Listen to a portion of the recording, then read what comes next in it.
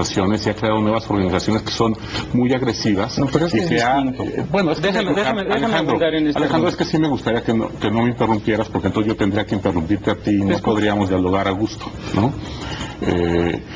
Esta división de organizaciones ha creado fragmentación y ha dispersado la violencia. Esto no es una ocurrencia, esto ya está probado con datos. Yo he mencionado en mis artículos los datos, las fórmulas que hay para medir esto, y los resultados son positivos. Esta dispersión de la violencia y fragmentación de las organizaciones está aumentando los niveles de muchos delitos del fuero común. El gobierno federal no ha sido capaz de contener o de disminuir estos delitos. Si me permite, por favor, Alana. Primero, se está hablando de que nosotros generamos unas organizaciones. Perdón, un ejemplo, porque a veces en los datos estadísticos se esconde que no tenemos claridad respecto a los casos. Un ejemplo, Golfo Zetas. Esa es una organización creada por el Golfo, con un brazo armado. Y el argumento se dice, no, es que los arrestos indiscriminados es lo que ha generado la dispersión. Bueno, en el caso del incremento enorme de la violencia del cártel del Golfo contra los Zetas en Nuevo León y Tamaulipas, no hay arresto al cual echarle la culpa, Eduardo. Al contrario, es precisamente porque estas organizaciones son inestables en su interior y porque eventualmente acaban compitiendo, en este caso por las plazas de Reynosa y de Matamoros, al interior de su organización, que se genera toda la violencia. Y a mí lo que me preocupa es que el argumento de estos datos estadísticos que tú dices son muy robustos y nosotros hemos mostrado que no lo son tanto, es la implicación de decir, es que sería mejor que el Golfo y Zetas no hubieran ido. A ver, pero la pregunta sería, ¿te puedo hacer la pregunta esta? Sí, sería, en la posición de ustedes es, ¿la intervención del gobierno ha contribuido a disminuir o a aumentar la violencia desde el momento en que inician los operativos conjuntos? La posición nuestra es la siguiente, Denise. Nosotros no podemos decir que porque hay bomberos en donde están los incendios, son los bomberos los que generan el fuego, que tenemos que ser mucho más cuidadosos que eso, que en efecto parte de la estrategia sí es debilitar estas organizaciones criminales y fortalecer al mismo tiempo las instituciones de seguridad pública local, porque por cierto, los crímenes que tanto nos preocupan son crímenes del fuero común. El 91% de los delitos que ocurren en este país desde hace 15 años, no en los últimos 3 o 4, son delitos del fuero común. Y en efecto, hay algunos de ellos que han aumentado de manera preocupante, pero la solución al problema no está en dejar que los cárteles se hagan más fuertes. A ver, les pregunto a los dos, y esto lo retomo de un artículo de un especialista en Estados Unidos. ¿Cuál es el objetivo central que tendría que plantearse el gobierno hoy, o que debió haberse planteado desde el 2006, frente al crimen organizado? Objetivo central. Yo creo que era enfrentar a las organizaciones sin aumentar la violencia como se ha aumentado hasta ahorita. Creo que el gobierno federal echó a andar una estrategia con la que estoy de acuerdo de enfrentar a las organizaciones, pero descuidó completamente sus consecuencias en los niveles de violencia, y creo que ahorita ya con los niveles que tenemos de violencia eso no es aceptable. Tenemos que ajustar y modificar la estrategia. La estrategia es muy clara y el objetivo es muy claro, es aumentar la seguridad de los mexicanos, y para eso se necesita debilitar a las organizaciones criminales y construir las instituciones que no hemos construido. ¿A cuánto nunca. tiempo? Es decir, porque lo que sí, eso sí podemos responder incluso como ciudadanos, es ahorita no ha aumentado la seguridad de los ciudadanos al cabo de 4 años y medio. ¿Para cuándo están pensando que en Michoacán, que en muchísimos otros... Hay datos adicionales que se nos olvidan, Denise. Justamente la forma en la cual estaba ya viviendo, por ejemplo, la sociedad de Michoacán, la sociedad de Tamaulipas, la ¿Pero que sociedad viven del mejor hoy? A ver, pero... No, es que es pregunta, porque sí, seguro estaban, lo comparto, y además nuestros reporteros han estado ahí. Mi única pregunta sería, hoy están viviendo mejor. A mí no me cabe la menor duda de que estamos en el camino correcto para que vivan mejor de manera permanente. ¿En cuánto y desde tiempo? luego, bueno, pues hay algunos casos en los cuales ya estamos diciendo cuáles son las condiciones para alcanzar eso. Y hay algunos casos en los cuales los resultados ya se están dando. Pero también tenemos que ser muy cuidadosos, Denise, porque desde el principio el gobierno ha dicho, esto va a tomar tiempo.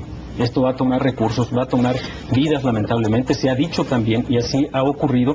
¿Por qué? Porque también otro de los ejemplos, cuando vemos estos mismos datos de Estados Unidos, es que hay ciudades a las cuales les costó muchos años el lograr la reducción significativa de los índices delictivos. Y eso depende, desde luego, del trabajo que está haciendo el gobierno federal, pero también del trabajo que hacen los gobiernos estatales y municipales. A ver, les haría una pregunta, y es la siguiente. Si se consiguiera el objetivo, ¿no?, que aquí estamos en el objetivo de disminuir la fuerza de las organizaciones, bajar la violencia, etcétera, que la gente recupere su posibilidad de vivir en paz. Puesto que nadie plantea, y entiendo que nadie lo plantea, que se pueda acabar con el tráfico de drogas, porque simplemente mientras haya el consumo que hay en Estados Unidos esto es imposible, ¿cuál sería el escenario final? Es decir, sería una sociedad pacificada, con pleno control de las instituciones, de los municipios, de las policías locales, pero con grupos, imagino calladitos o de alguna manera, con trasiego y venta de drogas que continuaría, dado que, insisto, no hay nadie que yo haya escuchado. Ese es el escenario final, entonces. Pues precisamente lo que hay que reconocer es que hay ejemplos exitosos en los cuales se ha restituido el control estatal, se ha restituido el fortalecimiento institucional en los Estados Unidos, en Italia y en otros lugares. Y la ciertamente droga fluye de todos modos, ¿no? Lo que ocurre es que los mercados de droga operan en un entorno de criminalidad mucho más reducido. Ese sería un buen final, digamos, la droga sigue circulando y nada más nosotros vivimos en una sociedad pacificada.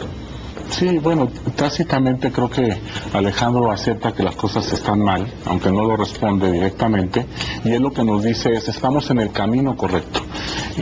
Esto es un esfuerzo que va a dar resultados a largo plazo. Lo preocupante, Alejandro, es que estos índices de violencia sí requieren una atención inmediata. Yo creo que tenemos que complementar la estrategia de largo plazo con una de corto plazo que contenga y reduzca la violencia. O sea, ¿hay alternativas que se pudieran hacer ahorita para limitar la violencia? Yo he propuesto, basado en casos internacionales, esto no es ninguna ocurrencia o idea mía, son justamente estudiando los programas que ya mencionó algunos Alejandro, he sintetizado los principios y los ejes de acción en los que han sido basados esos programas que han sido efectivos, y he propuesto en un artículo de Nexos de este mes que tengamos una estrategia a la que yo llamo disuasiva, que básicamente en términos muy sencillos es que el gobierno priorice, establezca como prioridades en base a la urgencia y el daño que causan las organizaciones, y que ataque, que concentre sus esfuerzos y ataque a la que más daño causa a la sociedad,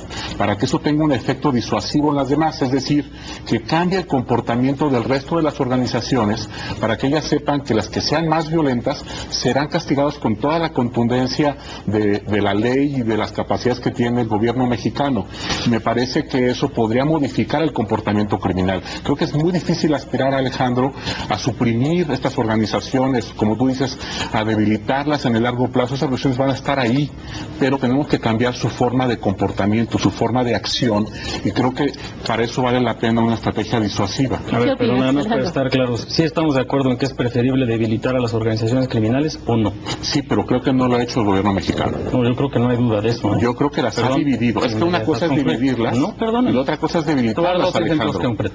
Son muy poderosas para dañar a la gente o todavía a las organizaciones. Dos ejemplos concretos. Hace 2 años se estableció una lista de 37 criminales de más alto nivel en nuestro país. 20 de ellos han sido inhabilitados, 2 de ellos fueron ejecuciones entre ellos, los demás han sido por acción del Estado detenidos, algunos muertos en la acción. Y precisamente si nosotros estuviéramos hablando de que estas organizaciones no se debilitan, ¿qué tendríamos? Pues a las cabezas que estaban, digamos, en segundo lugar, ya tomando esos lugares. Ese no es el caso. 2 ejemplos. El sucesor de Nacho Coronel, que iba a tomar esa posición de predominancia en toda la zona de Jalisco y Colima, etcétera, hoy está detenido también su sobrino. Es decir, se sigue debilitando la organización. Y por favor no me vayan a decir que el hecho de que se capture el liderazgo no significa que no se debilitó a la organización, porque bajo ese argumento Osama Bin Laden y todos los demás líderes de las organizaciones criminales... ¿Disminuyeron los delitos localmente? Bueno, es que es un tema justamente, Denise. Ahorita voy a hablar de la disminución de los delitos. Como ciudadana, yo la pregunta que quisiera hacer es si sabemos gracias a qué se disminuyeron los delitos en Ciudad Juárez. Mira, para mí el indicador de que una organización es fuerte o no es el daño que causa a la sociedad. A mí realmente me tiene sin cuidado, Alejandro, y te lo digo de manera muy franca, si agarran a Juan, a Pedro o a Petra. A mí lo que me importa es que esa organización cause menos daño a la sociedad. ¿Y cómo va a Esas organizaciones, Alejandro, déjame darte un ejemplo. Esas organizaciones están causando muchísimo daño hoy en Michoacán, en Morelos, en el Estado de México, en Nayarit. Ve la explosión que hay en Tepic, Alejandro, de ejecuciones y precisamente de 2010. Porque durante mucho tiempo esas organizaciones no son más débiles. Bueno,